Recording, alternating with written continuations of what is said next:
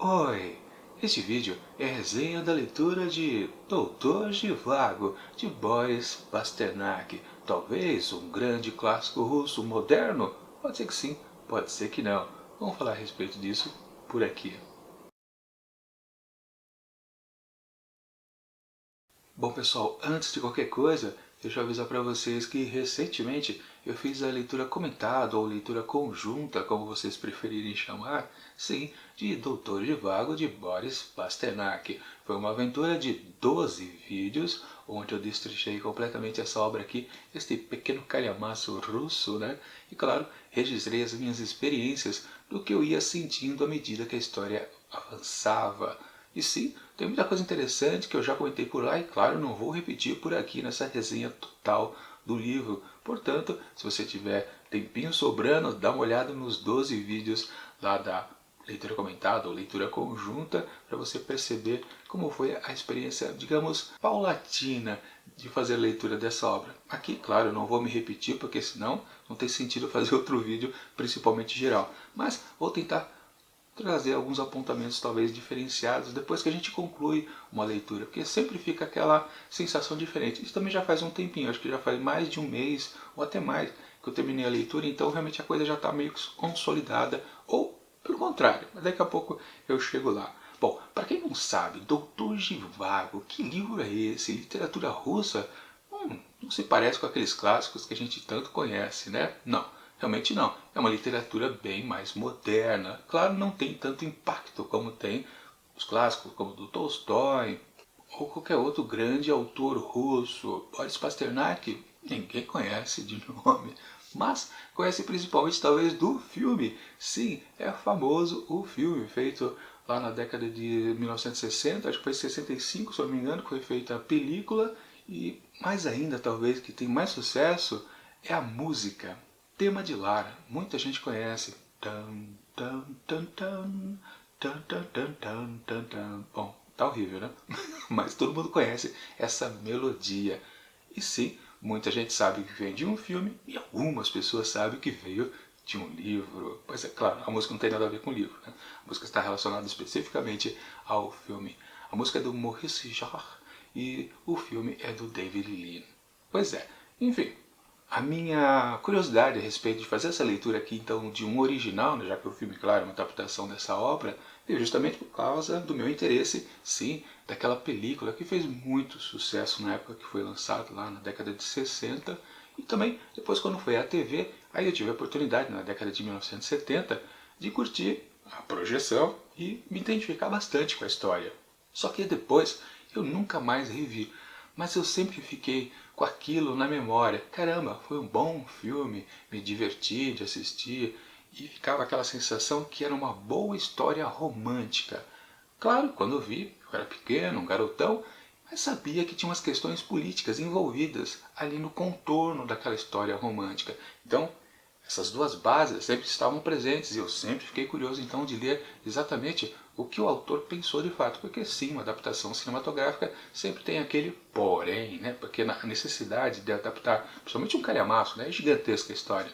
Tem que encurtar, tem que resumir algumas coisas, juntar personagens, enfim, modificações aos montes. E às vezes tudo fica deturpado do original, obviamente. Claro, quando eu tive essa oportunidade então aqui de ler Doutor Zhivago, eu falei, agora sim, eu vou entender tudo. E me prometi também, após ao terminar a leitura, fazer também uma visita, mais uma vez, aí sim, depois de décadas e décadas, ao filme, já que ele está disponível, para quem não sabe, na HBO Max. Pois é, quem assina sabe que está lá no catálogo, dublado em português, também legendado, uma edição bastante interessante, bem original mesmo lá do filme. Inclusive, a gente vê que no começo do dura mais de 3 horas o filme.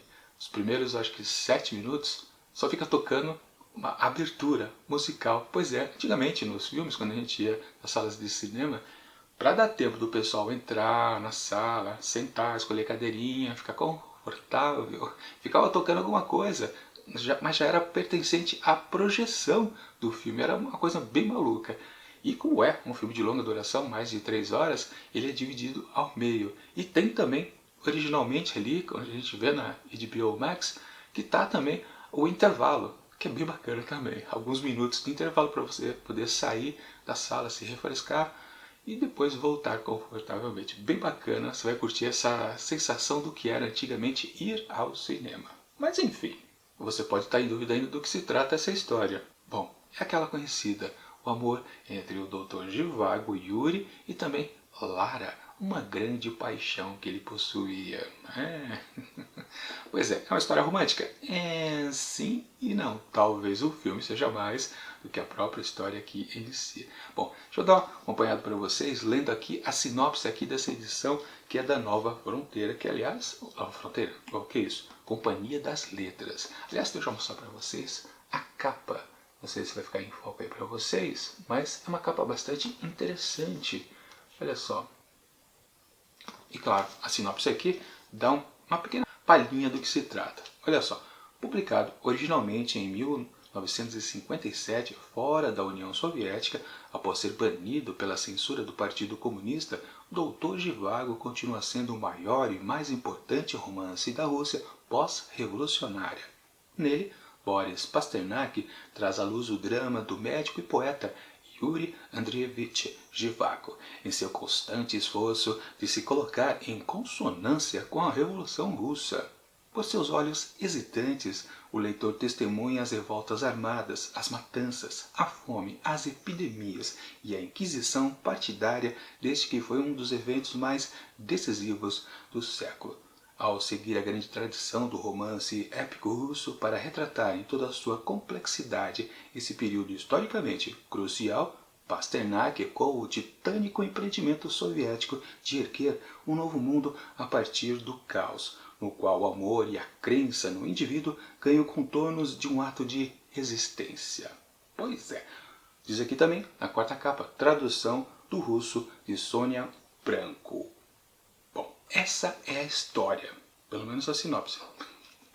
Mas a gente sempre fica curioso, tá, exatamente, bom, a gente sabe que é uma história romântica, né? Pelo menos sabe mais que é uma história romântica do que uma história política. E talvez essa é uma coisa a se considerar principalmente aqui nesta publicação. Sim, ela foi escrita, aliás, o Boris Pasternak começou a escrever lá pela casa de 1920 alguma coisa, depois ele deixou parado o texto durante um bom tempo e acabou continuando décadas depois, acabou publicando, aliás, ele não publicou na União Soviética porque literalmente foi censurado. O que os censores viram aqui dentro causou espanto e realmente falaram, ó, filho, deixa isso de lado, não vamos botar você no gulag, mas você não vai publicar isso aqui dentro.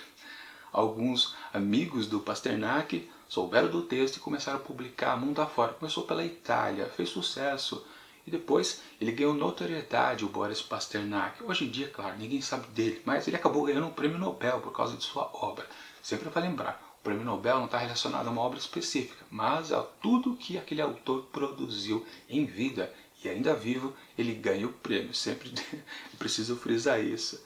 Mas algumas considerações a respeito então da obra. Sim, ela é forrada de questões políticas o tempo todo. Aliás, a história já começa em 1905, se eu não me engano, muito tempo antes da Rússia se transformar, deixar de ser czarista para virar revolucionária. E a história avança ao longo de muitos anos, o que é bastante interessante que a gente vai acompanhando a transformação. Ou seja, temos então toda a tomada do poder ali pelos revolucionários, a derrubada do czar, o Nicolau II, em meio ao que acontece a esses dois personagens importantes, o Yuri e a Lara, e também a esposa do Yuri, a Tônia. E a gente acompanha a história desde o princípio deles. Eles são crianças ainda. Aliás, a cena inicial aqui, exatamente o Yuri tem acho que uns 10 aninhos mais ou menos, e temos já uma tensão na vida dele. A mãe falece e ele está no enterro dela. E ali a gente percebe exatamente, talvez, o princípio do que seria aquela sensação de ser um poeta. A percepção do mundo ao seu redor. É uma cena até impactante, muito interessante. No filme é mais ainda, porque tem aquele impacto visual também. Mas o Pasternak descreve assim de uma maneira interessante por aqui. Mas a gente já percebe que este personagem é algo curioso, ele atenta para o mundo de maneiras diversificadas. Ele já tem um certo trauma justamente de ter ali começado a já ser um órfão, ou começado não, já terminando de ser, ou completamente sendo órfão, porque na verdade já não tinha o seu pai. Aliás, a figura do pai, ela tem uma pegada esquisita nessa obra aqui, que você pensa que ele é um cara desaparecido, se perdeu na vida, gastou todo o dinheiro da fortuna, sim, os Zhivagos eram ricos, mas perderam tudo por causa principalmente do pai. A questão da família de ser rica pesa muito ali naquele contexto revolucionário da Rússia, ou seja, aquilo atrapalhava ele sendo um homem que tinha posses, ou a família tinha posses, e fica ecoando naquele movimento de os pobres ali na Rússia, que estava deixando de ser uma Rússia para virar a União Soviética, né? E todo mundo precisava estar no mesmo patamar, todo mundo ser igualitário, mas o Zhivago era um rico, um estigma percorreu a vida dele durante muitos e muitos anos, com certeza. E sim, mesmo que a história começasse ainda criança com ele e outros tantos personagens, vários, inclusive a própria Lara, inclusive também a Tônia, já se percebia que aquela molecada, digamos, daquele tempo, já tinha interesses assim de transformação da Rússia, porque sim, a Rússia vivia num período paupérrimo. A administração de Nicolau II, o czar, ele foi um completo desastre. Ele meteu o pé pelas mãos, quem já era pobre ficou mais pobre ainda com o que ele fez, com a tocada que ele deu ao país. Foi um desastre, ou seja, estava tudo propício realmente para ele cair e alguém tomar o poder. Mas necessariamente, né, não acabar com a monarquia russa. Mas foi o que aconteceu. Chegaram os bolcheviques e tomaram tudo. E Nicolau II foi morto junto com sua família. Vocês sabem disso, né? Bom, aí nessa época já se passaram mais 10 anos, então eles já são adolescentes, principiando já as suas carreiras. Yuri, além de poeta, também é um médico. E ele está muito entusiasmado. Quando ele vê crescer a revolução, a transformação do país, ele sente que o país vai ficar muito melhor, porque os pobres vão ter agora condições. Mas ele também logo percebe que, peraí, o fato de eu ter sido rico, a minha família ter sido rica, eu não sou mais rico, mas isso já gera um certo estigma, a perseguição, o mau olhar para cima dele. Ou seja, essa história aqui, ela carrega de questões políticas o tempo todo. Claro, por isso que ela foi censurada lá na sua época de tentativa de publicação. Enfim, mas o que importa são as questões românticas também, ou mais ou menos. O Yuri se apaixona por Lara de uma maneira até meio esquisita. Acontecem dois incidentes relacionados a ela que ele presencia. Ele a vê à distância e a paixão dele floresce por uma mulher talvez enigmática. E falando nisso, no começo da obra, sim, começamos com uma cena dele quando criança, lá no enterro da mãe e tal. Depois vão se avançando alguns capítulos e uma enxurrada de personagens vão aparecendo, mas de um certo modo a gente percebe que, peraí, ué, a história é do Zhivago, até tem o título, né, Doutor Zhivago esse livro, ou é da Lara? Porque se ganha muito mais ênfase na figura dela, que é uma personagem que ela já tem um espírito de abraçar mais ainda a causa revolucionária. Não tanto com ele é coisa mais visionária, né? Pois talvez ele enxergue mais o lirismo da situação. E ela não, já vai querer talvez cair em armas, quem sabe. Na verdade não, ela acaba se apaixonando por um sujeito, né? Que é o Pátia, e acaba se casando depois. Enquanto isso, Zhivago amando à distância. Claro, acontece aqueles eventos típicos de romance, de folhetim, eles vão se cruzar por mais de uma vez na vida, tudo por conta das guerras que vão pintando, pipocando ali pelaquela Rússia já completamente transformada. Porque claro, né, depois que caiu o czar, o mundo ali da Rússia se esfacelou quase em três vertentes, onde tivemos um exército vermelho, um exército branco, um exército verde, cada qual tentando dominar a questão. A gente sabe que o exército vermelho acabou ganhando tudo depois. Mas aí justamente que o Zhivago, como uma função de médico, ele vai para os frentes de batalha, ele luta para o exército vermelho, depois para o verde, talvez para o branco também, quem sabe, é uma salada danada política aqui, é uma doideira. Enfim, que até desvia um pouco da questão. O que eu quero dizer é que durante o avançar da história você fica meio na dúvida. Peraí, eu estou acompanhando uma história romântica ou uma história de alta crítica política? Bom, os dois. Só que em determinado momento a gente percebe que Boris favorece mais realmente as questões políticas. Embora ele não seja tão incisivo.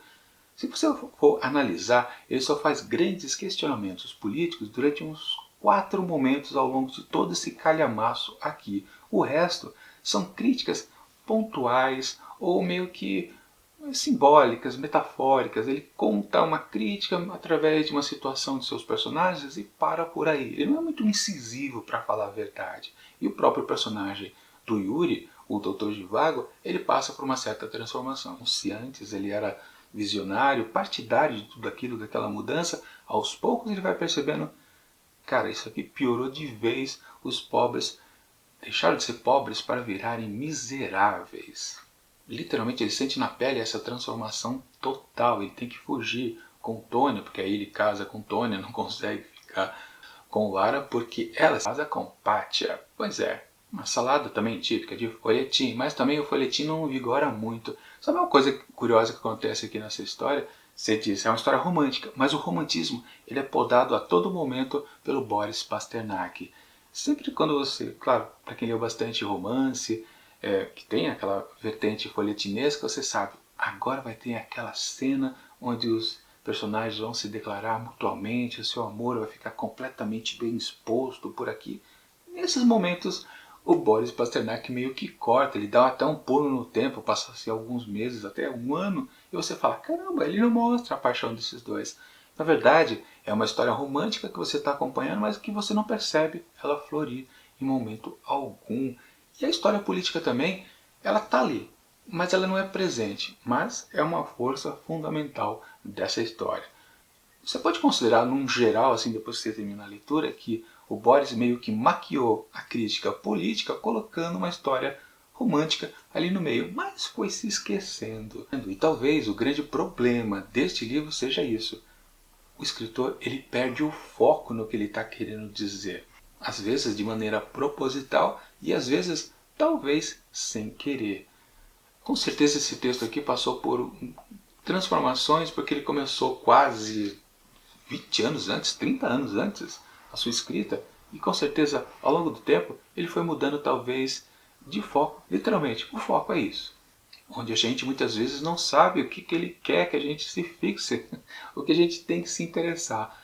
É no romance, é na parte política, ele não apresenta pra gente uma certa definição. A obra ela fica meio que flutuando num lago, talvez esteja se congelando. Tem muito gelo aqui nessa história, né? O que há de inverno russo aqui, caramba, é uma coisa dolorosa. Bom, é uma coisa que sempre vale dizer, né? Nas questões políticas aqui, e o próprio personagem Yuri, como Tônia, como Lari e tantos outros, eles sentem exatamente a miséria crescer cada vez mais. E é curioso quando esses momentos acontecia, eu ficava com uma sensação que ia topar algo parecido com Os Miseráveis de Victor Hugo. Livro esse sensacional que eu também já fiz uma leitura comentada, uma leitura conjunta no ano anterior, ou 2 anos anterior, não me lembro agora.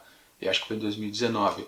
Um livro sensacional que, claro, pelo título, né, você já sabe, Miseráveis a rodo. E eu achava que eu ia encontrar o mesmo tipo de miserável cá e lá, ou lá e cá, enfim, o que vale. Não, não é o caso. Embora tanta miséria aconteceu lá na Rússia naqueles tempos, da transformação da Rússia, a gente não encontra o mesmo tipo de miserável por aqui, porque até a miséria é meio que citada pelo Boris Pasternak. Ele não vai a fundo. Claro, em algumas passagens a gente fica dolorido sim, porque acontece com alguns personagens, mas de fato nada empolga. O livro acho que tem esse problema, ele é frio. É tanto inverno russo que é por aqui que a gente sente a gelidez daqueles tempos. Talvez isso tenha sido de propósito, ou talvez não.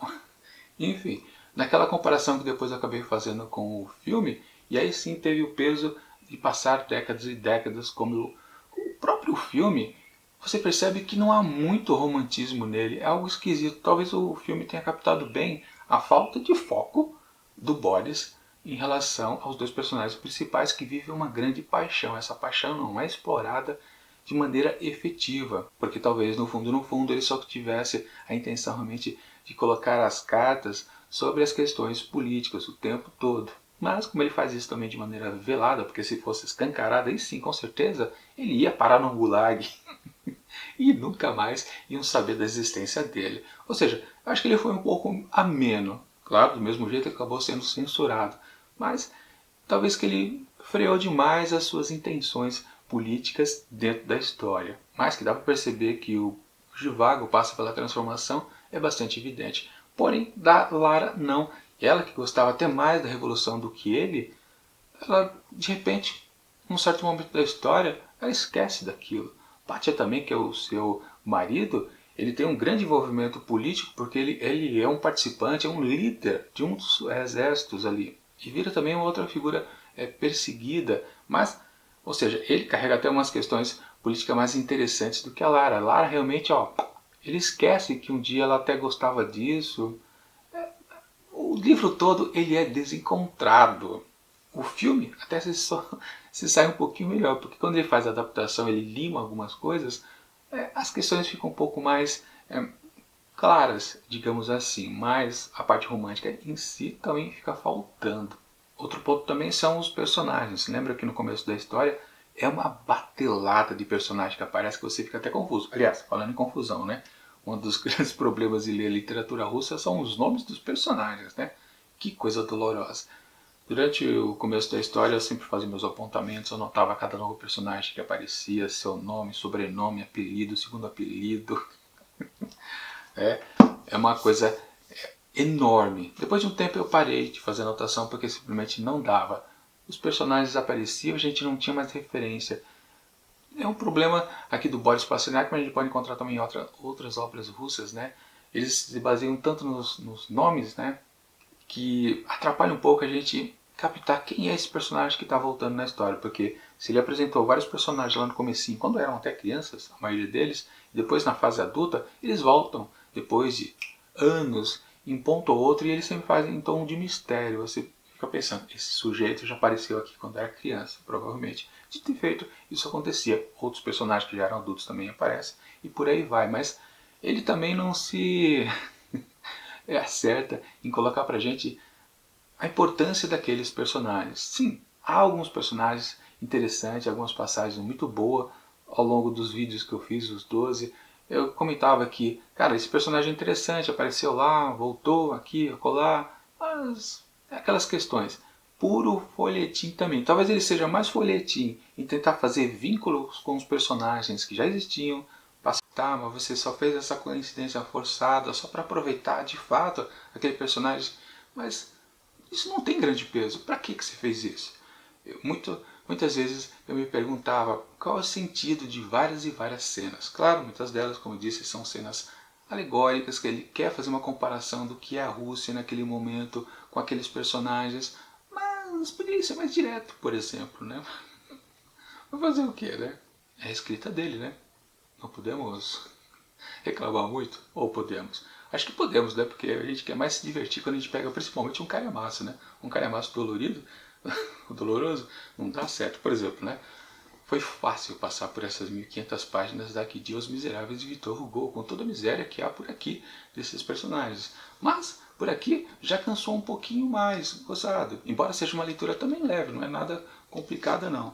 Mas pesa mais. Eu não me identifiquei com certeza com essa história, como me identifiquei com as histórias ali de Victor Hugo e seus personagens. Aqui, aliás, falta personagem interessante aqui no livro do Boris Pasternak. Tá tudo estranho. Aí, uma outra crítica que a gente pode fazer, né? Como é que essa obra aqui ficou tão famosa, virou um filme de grande sucesso? Porque, sim, bom, o burburinho, na verdade, foi a questão principal por aqui. Por questões políticas, claro, a obra foi censurada. E, claro, do lado do Ocidente, se aproveitou essa oportunidade de fazer uma crítica à então Revolução Russa ali, a União Soviética, justamente nesses termos. Caramba, vocês estão censurando o seu escritor, então vamos valorizá-lo. Mas no fundo, essa obra aqui não é tão importante assim. Sim, tem coisas muito boas aqui. Eu não sei se depois também, literatura, né, pós União Soviética, se fez críticas assim tão plenas como essa, com histórias que se passassem também nesse período. Talvez seja o caso dessa obra ser a mais pontual nesses quesitos, e por isso que ela continua a ser tão valorizada assim, e fez muito sucesso lá na década de 1960, quando o livro foi publicado, e depois, aliás, 1957 que ela foi publicada, e depois daquele burburinho, acabou virando um filme, que daí fez bastante sucesso, mas pelas questões mais românticas mesmo. E pelo cacife do diretor, com certeza também, né? Mas de novo, voltando então quando eu revi o filme, eu também fico com aquela sensação mista. Eu até achava, depois que eu já estava terminando de fazer a leitura, que eu ia me divertir ou voltar a me divertir com a história revendo o filme. Mas não foi a mesma coisa não. Com certeza aquelas sensações que eu tive lá na década de 1970 era numa visão de filmes daqueles anos, pois hoje a obra de David Lean se mostra um pouquinho defasada. Talvez a gente possa dizer isso também a respeito do livro, ele está um pouco defasado com a maneira de escrita do autor, do Pasternak, talvez não se case muito hoje em dia, que a gente quer uma coisa mais direta, talvez os floreios dele não tenham muito sentido para a gente hoje em dia, pode ser. Uma coisa que a gente pode considerar também é que o jeito de narrar aqui do Pasternak está muito relacionado com a maneira de narrar do próprio poeta, o Yuri. Pois é, o Yuri é poeta. Tanto que a última parte aqui do livro são poemas do Yuri, passando exatamente as suas sensações a respeito de várias coisas que ele viveu ao longo da sua vida, relacionadas, claro, à política e, claro, também à sua paixão na figura da Lara. Enfim, uma literatura bastante estranha. Se você tiver a oportunidade de me acompanhar ali nas leituras, do capítulo a capítulo, durante os 12 vídeos que eu fiz, vocês vão perceber que sim, eu variava a sensação de estar gostando e a sensação de não estar muito curtindo aquela viagem. Pois é, muita enrolação também sem foco. Quantas vezes eu falei que faltou foco aqui nesse livro? Acho que principalmente porque a gente pensava que o destaque do romantismo é o que seria importante. E é preciso deixar bem claro aqui também, talvez os melhores momentos do texto aqui seja justamente quando o personagem Yuri está junto com o outro fazendo considerações políticas, suas reflexões do sentido principalmente de liberdade, num contexto, claro, de um socialismo onde todo mundo precisa ficar igual, ou seja, todo mundo reduzido à miséria, e claro, os poderosos lá em cima no bem bom. Isso é óbvio, né? Está exposto no texto. E justamente em 3, 4 momentos onde se faz isso, cara, o texto é muito bom. Isso não incomoda, não. Não faz com que a gente fale, não quero ver isso, eu quero ver o romantismo. Não. Na verdade, quando ele se mostra político, ele é muito bom. Quando ele fica disfarçando um pouco, ele fica mais ou menos, né?